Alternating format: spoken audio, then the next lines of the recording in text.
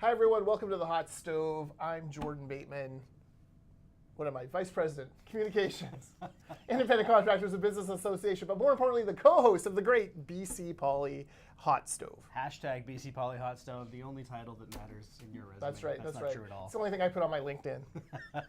I'm Maclean K. I'm the editor-in-chief of the Mighty Orca, and I am live in studio. I know, Maclean, you're so dressed up. What's going on here? Well, I have a date this afternoon with, what number is he? Is he 41? 44. 44. Wow, that's terrible. Let's edit that out. We can't do that, can we? It's President Barack Obama is speaking at the Vancouver Convention Center this afternoon, and I'll be lucky enough to hear what he has to say. Yeah, our friends over at the Greater Vancouver Board of Trade have brought in the great man. And you will go and bask in his gentle, lefty, virtue signaling goodness. I'm just kidding.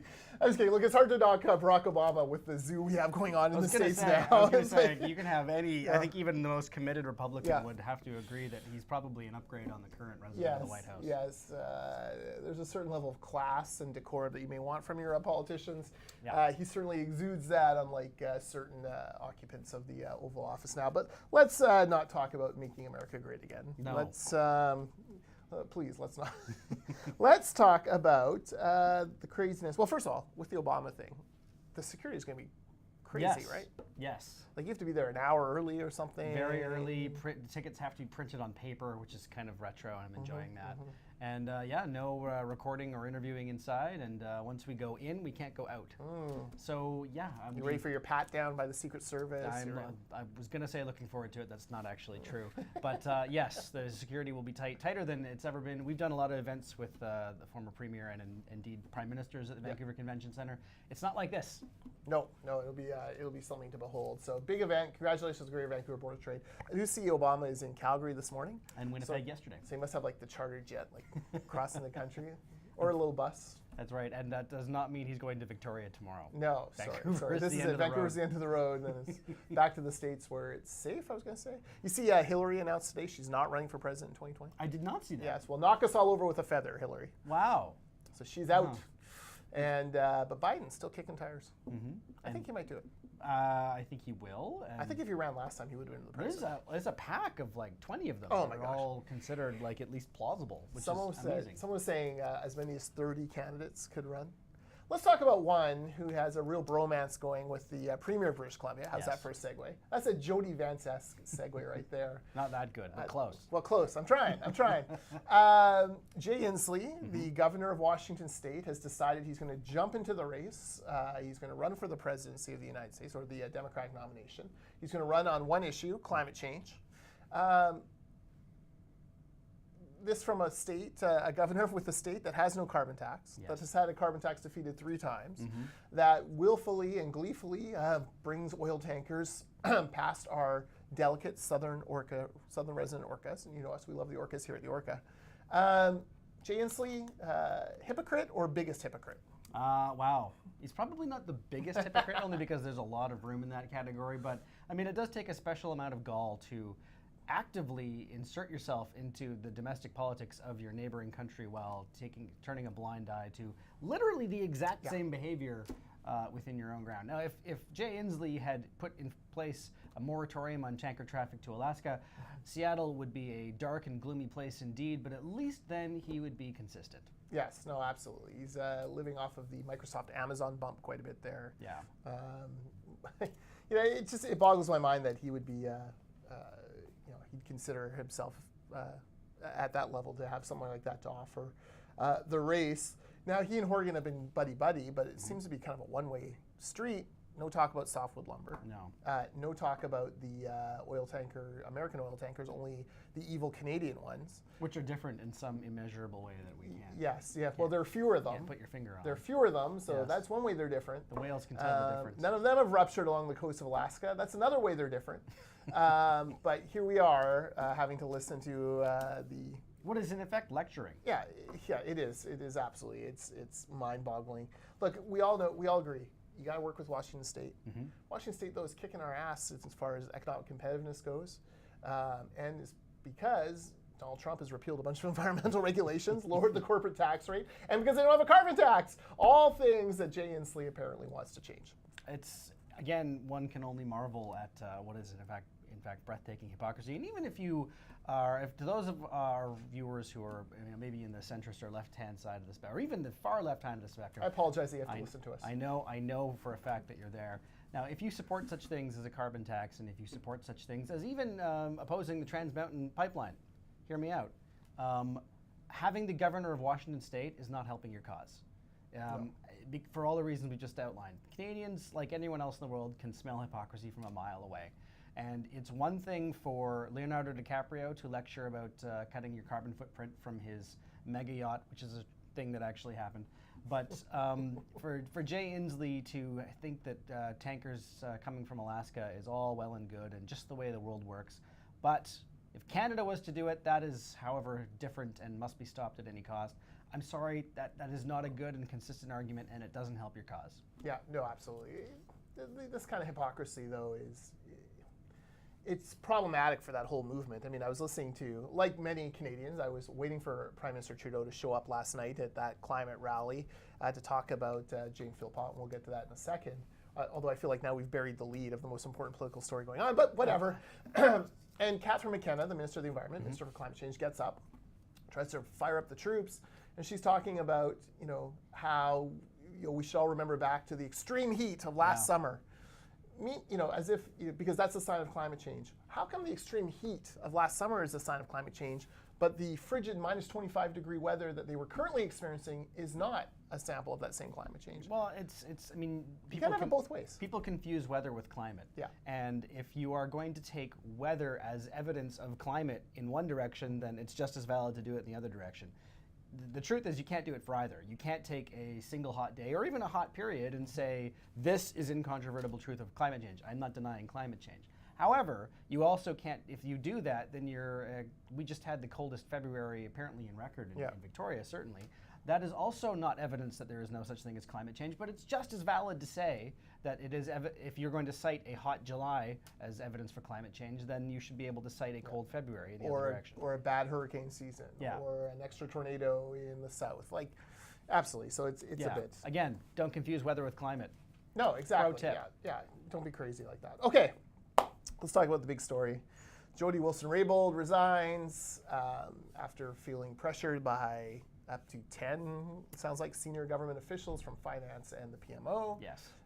That was then Jerry Butts quits shortly thereafter. Chief of staff to the principal secretary. Principal secretary, that's right. Yeah. Chief of staff is Katie Telford. She's still there, but let's check our phones. It could be going right now. Just kidding. And then yesterday, just when you kind of thought maybe the story would simmer down a bit, Jane Philpott, widely, highly respected cabinet minister. Someone who, very much from the reasonable side of the Liberal caucus, former health minister, former Indigenous Affairs minister, and now president of the Treasury, was going to end up probably being the next finance minister once Bill and Morneau got dragged down by this mess. She resigns, and I waited all evening, like many Canadians, for the Prime Minister to get up and explain what was going on, and I have to say he did not do a terribly convincing job. And we should actually go back a second, because you said she resigned.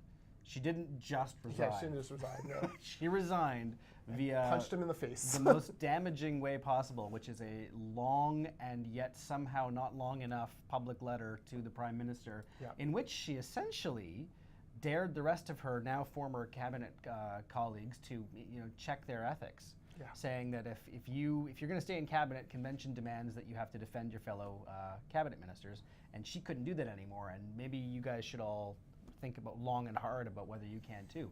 That is throwing down the gauntlet. That is not even Jody Wilson-Raybould didn't do that.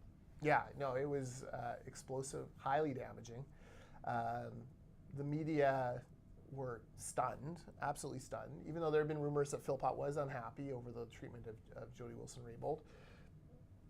Really shocking. And then we have polling out last night as well from Ipsos, which shows the Conservatives have surged to a 9-point lead, biggest lead since the few days after the India trip that was so disastrous for the Prime Minister. And this was before the Philpott announcement. Yeah. Justin Trudeau is in a world of hurt. It's not getting better. Yeah, it's not getting better. I don't understand his messaging. I don't understand him coming out and this whole my truth, your truth, her truth, his truth. it's just the truth. Yeah. Like, and I think that's where most Canadians go. As a parent, sometimes the kids will fight. I know this will shock you, Maclean. I know you only have one child, so you've never seen this in real life. But the three kids will argue from time to time. And there's, his truth, Jack's truth, there's Danica's truth, there's Indy's truth. Mm-hmm. The truth is there's only the truth, and that is, what I'm trying to extract from them. The rest are just stories and tall tales of spin. I think most Canadians understand that, and this is sort of offensive to them. Is look, Trudeau, you got caught. Stand up and admit it.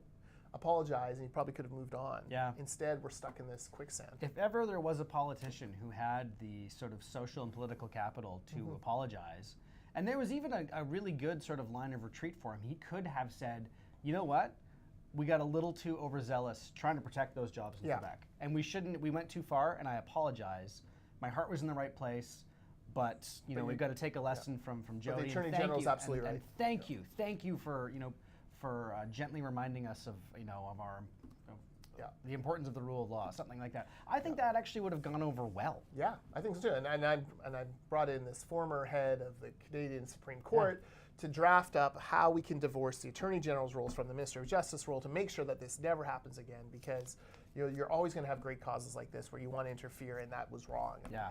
And we need to take that political ability away. And if you're saying, if you're sitting at home saying, yeah, that sounds great, but politicians never apologize because it doesn't work. False. The problem is we don't see it happen often enough. But I mean, I grew up in Calgary. I grew up under Premier Ralph Klein, who was once caught drunkenly throwing change at people in a homeless shelter. That actually happened. What happened? He apologized. The next day, the story went away. Yeah. Because he said, yeah, I did it, and it was completely wrong and indefensible. Where does this story go? If you're a reporter, what do you say after that? Yeah, you're right. It was completely indefensible. Right. There's nothing to chase and there. the digging stops. Yeah. I mean, right now you have every reporter, and the best reporters in the country are in Ottawa, whether you agree with some of their political biases or not. You don't get to be a national correspondent for a major media outlet without being the best of the best. Mm-hmm. And they are digging like mad. Yeah. And you got to hand it to Robert Fife and the team of the Globe and Mail. They've driven this story from the beginning. It was poo-pooed when they first published. It was false. The only thing that was incorrect is it didn't go far enough. It didn't catch every little nuance, and those guys have done a great job reporting it since. So, it's really shocking to see. I remember talking to. I'm sure he wouldn't mind me saying this, but I remember talking to Hamish Marshall, who's now the campaign manager for the Conservative Party, a couple years ago about Trudeau's appeal. This was before he was in charge of the national campaign. And he said, look, Trudeau is Teflon. Like, nothing sticks to him. There's no point in trying to attack Trudeau. You just can't move his numbers, especially among women and among kind of the Laurentian voters, those Quebec, Ontario elite voters. And so, they sort of moved away from that strategy. You didn't see those personal attacks. The amazing thing is all you had to do was give Trudeau rope. The India trip was terrible. The stuff with the Aga Khan was terrible. Now you've got this, a mishandling of Jody Wilson-Raybould. You just can't seem to help yourself. You put a loaded gun on the table. You just can't seem to help but want to grab it and shoot himself in the foot. Well, I mean, at the risk of sounding like I'm being too critical of our still current Prime Minister, he became an international celebrity because he looked the part and he said all the right things for social media. And the problem with things like social media and platitudes, he was a good hugger. He was an excellent hugger. He did well. I mean, I've never hugged the man, but he obviously, he did become Prime Minister somehow, and it's at least in part to some pretty impressive person. We were just talking about Barack Obama. Justin Trudeau has been described as sort of a pale Canadian. Pale, careful. Wow. I just meant less charismatic because we're talking about Barack Obama. A poor man's there you go. Barack Obama. So, yes. Although he was probably richer than Barack Obama when he came to power. That's fair.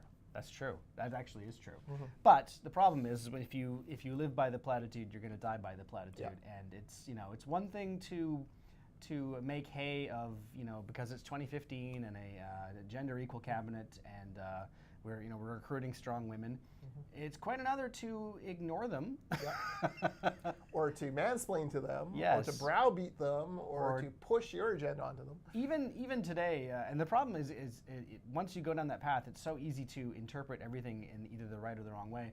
Now you've seen, I saw Finance Minister Bill Morneau is being attacked because he, when asked about Jane Philpott resigning, the first thing he said was, well, yes, she's essentially best friends with Jody Wilson-Raybould. And a lot of people are going, well, whoa, that's not fair. But Bill Morneau presented the universe's first gender equal budget. The first time a budget was used with was viewed with that gender lens. I'm so confused. He was so pro-women. What do you mean that they're just best friends and they were probably doing each other's hair and that's why they're all upset? Like, it's garbage. It's garbage. Bill Morneau should be ashamed of that comment. He should retract it immediately. Yeah. Listen, I'm not a fan of a lot of the Liberal policies for obvious reasons. Cutting off tanker traffic in the north, which has cut out the knees from the Eagle Spirit, 35 First Nations who want to build a pipeline there. This new energy regulation regime, which makes it impossible to build anything anywhere near anyone. The deficit. Yeah, the deficit. The budget will balance itself. This is all terrible policy. So I do take. Here's what I think about politics. I think people often go out the same way they came in. And you saw it with Christy Clark, where the same woman who turned around the Liberals' fortunes, the BC Liberals' fortunes in 2013, on sheer force of will and her unbelievably incomparable ability to retail politic. 4 years later, trips up in a grocery store with I Am Linda, and her team completely mishandles that, and she's reinforces this idea that she's become out of touch, and that sort of thing. You go out the way you came in. That's why I wouldn't bet against Trudeau losing this election this fall, because you go out the way you came in. He can't go back and say, I'm your feminist prime minister. Well, Jody Wilson-Raybould and Jane Philpott say you're not. Yeah. And other women who have left left cabinet or left caucus. There was the MP who crossed the floor to the. Well, that's right. There's almost forgotten about that. 3 or 4 of them, right? Yeah.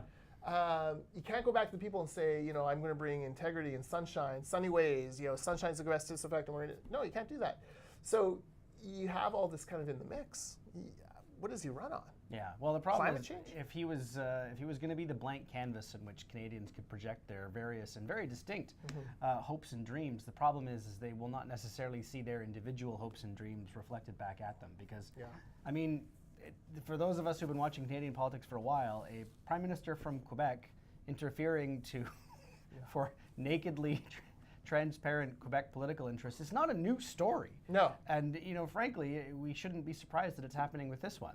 So, I mean, the fact that people thought that Justin Trudeau was a different kind of politician is, it works for a while until people realize it's not, and then they're angry at you. And of course it's Quebec. He's not interfering to help the oil patch workers in Fort McMurray. Well, that's what I think it was Jody Wilson-Raybould saying, reminding her, well, I'm an MP in Quebec, which is true. Yeah. That's... She just said, I'm an MP in Vancouver and we just bought a pipeline. Yeah. Thanks for that, Prime Minister. Probably should have. Thanks for that, Prime Minister. Because you couldn't get it through. Anyways, I think that's probably enough there. I'll be interested to see if any other shoes drop, if there's other... Is Gerald Butts still supposed to testify tomorrow? He's supposed to testify tomorrow. So this just, it shocks me that he would, because this extends the story, man. It opens you up to police stuff, too. He's acting like he's got a smoking gun, but what could he say? Yeah. I mean, he's going to... He'll have his truth. His truth, Maclean. Not her truth, his truth. He's going to have like a snarky email from Jody Wilson-Raybould. I don't... So?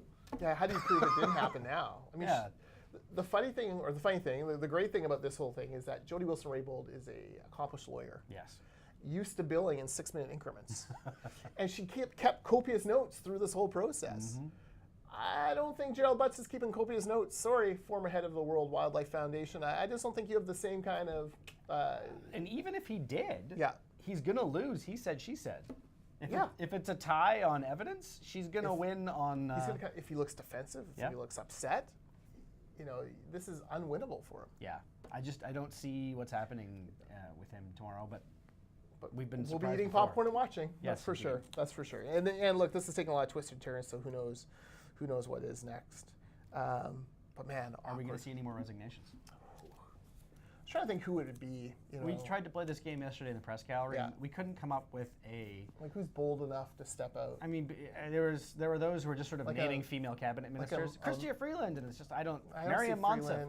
I don't see that happening. Melanie Jolie, maybe she was demoted at one point, but I mean, if you'd asked me if Jane Philpott was going to resign yesterday, I would have told you absolutely not. No, exactly. So, Yeah. You never know. Yeah. You mentioned the shock the media happened. We were in the press gallery yesterday, and I happened to be the one that noticed it on Twitter first. Breaking news. It's true. And so everyone was there trying to write a story about Mike Farnworth had just announced 5-something million. Gangs and guns. Yes, and there was, but the more to the point is there were either 3 or 4 federal MPs with him, and not 20 minutes after this event, the news came up via Twitter that. So I mean, I walked into the press gallery to the sound of people sort of saying, "How am I going to tell this story?" and tip-taking about this story, which is not a very, it's good funding, but it's not a very sexy story. To saying, "Oh my God, Jane Philpott just resigned," and you hear that. Whatever we were writing, just press delete. It doesn't matter. That's what happened in my office. I was on the. Jane Philpott resigned. Grab the phone, call Chris Gardner. Jane Philpott resigned. Oh my God, no. Yeah. Well, then you hear she resigned, and then you see how she resigned. Oh, the open letter. Much bigger. The open letter was unbelievable. Speaking of Mike Farnworth, today he introduced amendments to the civil forfeiture legislation, which I will be very interested to see more on, essentially making it easier for government to seize money from drug cartels and from money launderers. Here's the problem for him. In the States, if you watch John Oliver in his show at all, you'll see that there's a lot of pushback on those civil forfeiture laws because you're basically guilty till proven innocent. Farnworth is now moving BC to that model, further than the Liberals ever took them. I wonder what David Eby's old law firm or old group, the BC Civil Liberties Association, is going to say about this. Because if the Liberals did it, or a conservative government did it, David Eby would have set his hair on fire. He would have had kittens. He would have gone crazy. So I wonder what the BC Civil Liberties Association will say about this now that it's their buddy who's going to have to shepherd it through. What David Eby did say about it around the cabinet table. Yeah. I'd be very curious to know. And it hasn't been that big an issue in Canada because, first of all, there's less of that kind of organized crime, frankly, than in the States. And in some of these states, it's now a major source of police funding. So police want to, police see a nice Humvee, they want to seize it so they can have that for their own uses after. It's terrible. I should laugh. It is awful what they're doing there. And look, we all want bad guys to go to jail and forfeit stuff, but you should have to prove it in a court of law. Like, you shouldn't just be able to seize stuff from people because there's always going to be innocents who get wrapped up in that. Anyways, I'll be very interested to see what the BC Civil Liberties Well, you're Association. ahead of me there. I spent the morning on the ferry, so I didn't even know that had happened. The good old ferry that. With no Wi-Fi. Damaging the orcas. No Wi-Fi. With your noise and your propellers. That's true. It's true. Your hundreds of sailings. We double the sailings every summer, which became very awkward for the NDP because finally the federal government realized that. Yeah. Now let's talk about a little shift in BC Liberal strategy that we're seeing them use more and more, and I think to pretty good uses in their new roles as critics. Neil Belenky, the mayor of Belcarra, is in Victoria today, actually right now doing a press conference talking about the effect of the speculation tax on Belcarra. Belcarra is a tiny little municipality on the northern edge of the Lower Mainland of Metro Vancouver that is, kind of a mix of suburban single-family homes and a number of recreational cottages dotting the Burrard Inlet. Cottages that are worth nothing. The building, is worth maybe $5 or $10 grand. Most of them aren't insulated. Most of them don't have electricity. None of them have running water or sewer. But they're summer cottages. Yeah. Cabins in like the literal rustic sense of the word. Exactly. But they've been there forever, and they're on property that now is worth millions and millions of dollars because it's waterfront property in the Lower Mainland. All that to say, there's a number of homeowners there. I think Belcarra only has a population of 500 or 600 people. There's a number of homeowners there who are having to sell their cabins. Cabins have been in their families for decades because of the speculation tax. The NDP say that should be rented out. Otherwise, you're a speculator. But you can't rent it out because there's no running water. It's not winter. It's not winterized. There's no insulation, right? Like, you can rent it out, but people will die. So you're faced with this choice, and there's no exemption for them. The shift for the Liberals is, instead of just getting up in question period and holding up a newspaper article, they've actually started bringing these stakeholders to Victoria to talk to you and your colleagues in the press gallery. How do you see that going, and do you think this will be effective? I actually do think it'll be more effective because even if you're the NDP, setting aside the media for a second, it is much harder to tell. It is much easier to dismiss a complaint from Joan Isaacs or Jane Thornthwaite or Andrew Wilkinson for that matter, because that's their job. They're in the opposition, and all they do is criticize. Well, it's much harder to stare somebody in the face who is standing right in front of you saying, look, sir, this is what is happening to my family. And we're not speculators. And you can even, I agree with you that we need to do something about the housing crisis, but you seizing my family's wooden shack will do nothing for that. Nope. No, and even if you did, even if, you know, did. One family, yeah, exactly. freezing to death it's in a non-insulated cabin. I mean, again, it doesn't have to be a blanket condemnation of trying to address the housing crisis. It just means that maybe it was rushed and too broad a brush. Because again, if you're capturing people like these poor people in Belcarra who are losing family cabins, and if you're rolling your eyes saying, oh, sobbing their eyes about losing family cabins, what's wrong with that? Yeah. What is? How many teachers do you know? Yeah. Who have a recreation property somewhere in the Okanagan, the interior? I can name 3 off the top of my head. It's like I don't know why teachers always seem to have it. It's not because they're extremely well paid. It's because they have their summers free. So right, exactly. Probably, yeah. Holiday, I guess that's why. Right. And so you look at that and you go, okay, what's wrong with them having? No. They work hard. They're playing by the rules. Yeah. There's nothing against having a place. What happened to private property rights? There's a story in today's paper about a cabin like this at Crescent Beach, and we go, ooh, Crescent Beach, fancy. Yeah, some of the houses at Crescent Beach are fancy. This one is a cottage that has been in their family for 70 years, that has no running water. It has running water. It has no installation. That's what it was. And it has no stable electricity source. Yeah. In other words, it's not survivable in the winter. No, they go there during the summers. Their family shares it, and they put the kids in swimming lessons at the little Crescent Beach swimming club, and that's where they go. And now they're being taxed. They say their bill will be close to $10,000 between property taxes and the speculation tax, and they're going to have to let it go. You could someone could buy it. You're right. Tear it down, put in all the stuff. Build modular housing. No. Ship all the homeless Anyone from who Maple buys Ridge that there? property is going to build a giant house on it. Yeah. It's not going to be rented out. Well, that's what I mean. Yeah. No one's building a low-income apartment block there. Yeah. It's not going to be rented out, so it's not helping at all. This whole thing is based on the Vancouver Empty Homes Tax. Yeah. Which if you're not watching Unspun, watch it and listen to George Affleck dissect that. He voted against that tax, and he was bang on to vote against it, because it's done nothing except become a cash grab for the city of Vancouver. It returned 85 units to the rental pool in Vancouver last year. All of that overhead, all of that staff, all of that consternation, all of that tax revenue for 85 rental units in a city of 500,000 people. Probably wouldn't. Come on. They wouldn't have got significantly less if they just asked people to donate unused apartments voluntarily.